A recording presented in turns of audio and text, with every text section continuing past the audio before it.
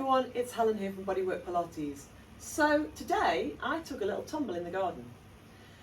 Nothing desperate, but I've wrenched my ankle and I tumbled in the garden because I fell into one of the craters that the puppy has dug. She's a digger, what can you do? But I missed my stepping and no amount of balance training was going to stop me from falling. So I went down like a sack of potatoes, very unladylike, very ungainly, and I've slightly wrenched my ankle. It's nothing desperate. It just feels a little bit tight, a little bit stiff. I've taken my anti-inflammatories, I've taken some painkillers. Over the next couple of days, I'm sure it's going to settle down. But I thought this is such a common thing. I see this so often with clients. People coming in with a sprained or strained ankle, or complaining that they have weakness in the ankles and repeatedly strain or sprain their ankles, repeatedly go over onto the ankles. And we know that the majority of time when we go over, we're going to go onto the outside edge of the ankle, so we will affect the outer edge particularly. So the inside edge shortens, the outer edge lengthens. And of course what that creates is an imbalance, a weakness in the ankle. So we get lengthened ligaments and connective tissue on the outside of the ankle, shortened on the inside of the ankle, and quite frankly, if you went the other way, you'd probably do yourself a lot more damage. So it's the normal thing to do. But if you find that you've got that weakness, you are ever more inclined to repeat it. So I thought, well, okay, this is a perfect opportunity to run through some work that I'll be doing for my ankle and that you might find useful as well. So the first thing we've got is our squashy Pilates ball. I'm going to pop that down onto the floor. I'm going to put the foot on top of it, okay? Foot on top of it, and simply point and flex, allowing, just bring it back a fraction, just allowing the air in the ball to mobilize the ankle. So if you have got a bit of a strain or a sprain at the moment, you don't want to overdo that.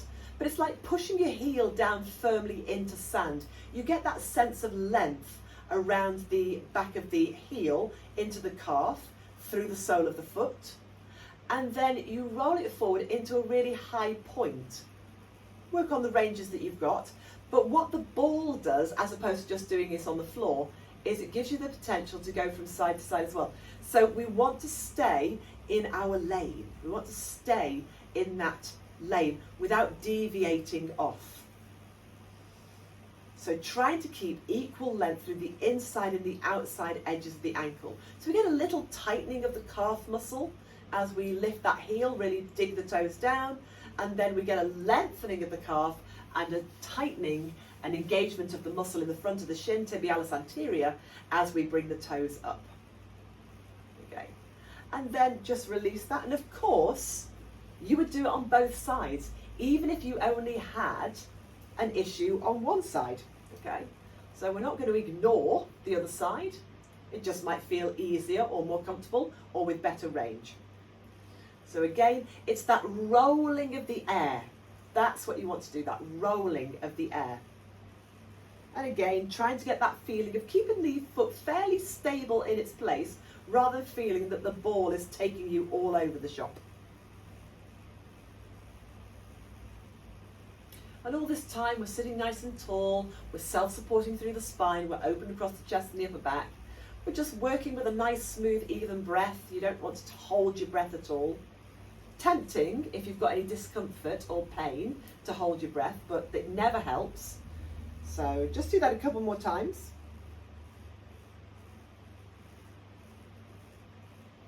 And then release. Great. So the other exercise I'm going to be doing quite a lot involves a band. So I'm going to take my band, I'm going to put it around the base of the ball of the foot with what I like to call a little bit of toverlap, and that's overlap over the top of the toes. So we spread the band out so it pretty much comes down to the instep, almost to the instep. It's just a little bit of overlap there. Okay. And then I'm going to bring, I'm not sure, looking at my band, wondering whether I've got a little weak spot there, but we'll see, won't we? Time will tell. So sitting up nice and tall, you could do this sitting on the floor, sitting on a chair, sitting on the sofa, it doesn't really matter.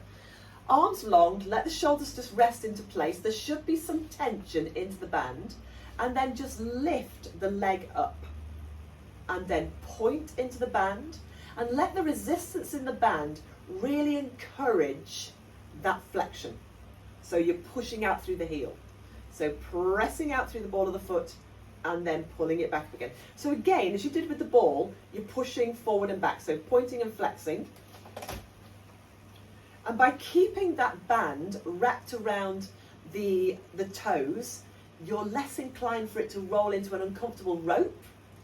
And also, it's not so precarious, it's going to ping off if you flex the foot fully. Now, keeping that, can you now just roll into a circle? That's really quite uncomfortable.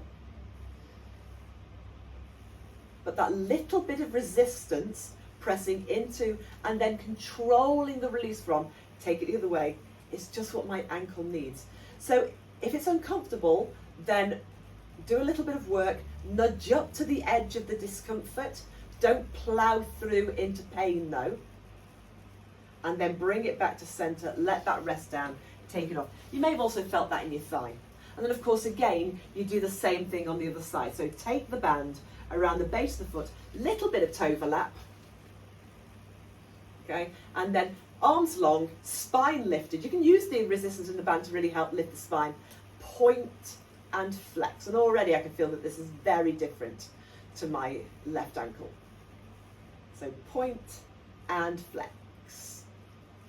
So again, really pressing the toes in with that little bit of toe overlap. The band should feel quite secure. And then again from here into circles.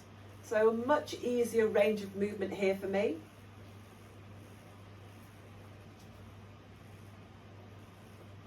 And then the other way.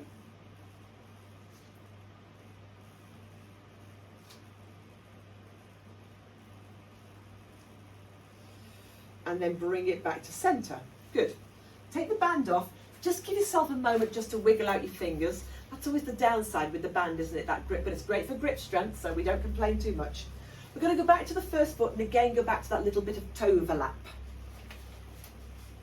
Now then, what we're going to do now is invert and evert the foot. So we're going to look for the length on the outside edge of the ankle and then the length on the inside edge of the ankle. And very often what happens with this is people use the rest of the leg. I want to try and keep it as specific as possible.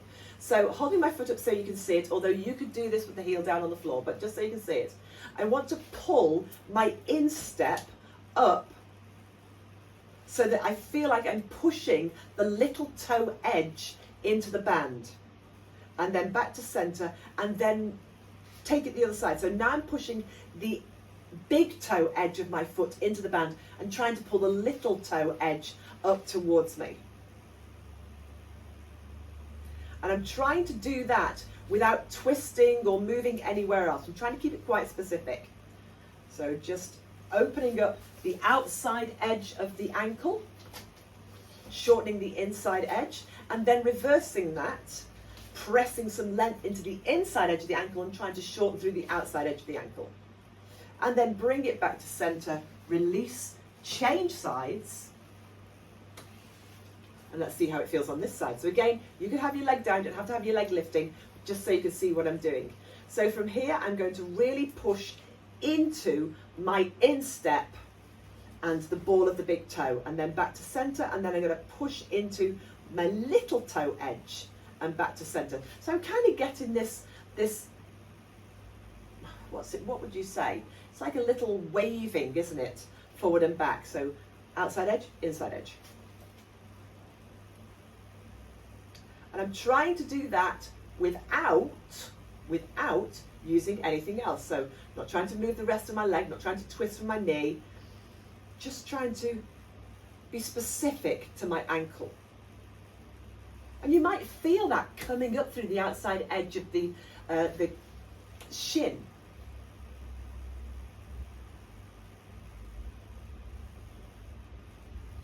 And then bring it back to center, release that, give those hands a little bit of a wiggle out, just make sure that feels okay. And then just check out how those feet feel. And with your feet flat to the floor, spreading out those toes, feeling the connection to the ground from the ball of the big toe to the ball of the little toe. Just lift your heels up. If, like me, you've got a bit of an issue at the moment, you might feel a slight discrepancy, and then back down again. Now, place your hands firmly down, and what I'd like you to do is press down through the hands and try to resist the lift of the knees, and then back down again. Okay? So press down, resist. Now, when you bring your heels up, and this goes the same as when you're standing and doing standing balance work, do you have a tendency as you lift your heels to roll onto the outside edge at the ankle? Do your ankles bow outwards? Okay, we want to avoid that. So maybe even do this from seated or standing in front of a mirror so you can really see what's going on around those ankles. When you lift, do you keep that equal length inside and outside edge of the ankles? And providing that little bit of resistance, your own resistance, by pressing down in order to work against the resistance as you bring those heels up. Just do that one more time. So press down, keep the spine long, work against the resistance as you lift your heels without sickling, without bowing outwards, and then back down. And then again, just give it all a little shake out, see how that feels. So there you go, a little bit of work that I'll be doing myself for my own rehab, because I don't always have a reformer handy. I can also do the reformer for a lot of my ankle work, but just hopefully a useful little set of exercises there, so that if you or someone you know does go over on their ankles, maybe you just hit a paving stone badly, or you stand on a stone, or you come off a curb, all of these kind of things. Happens to us all, doesn't it? It happens all the time. But we want to really work on strengthening those ankles to minimise it happening again. So hopefully that's been useful. Let me know what you think, and I'll speak to you again soon.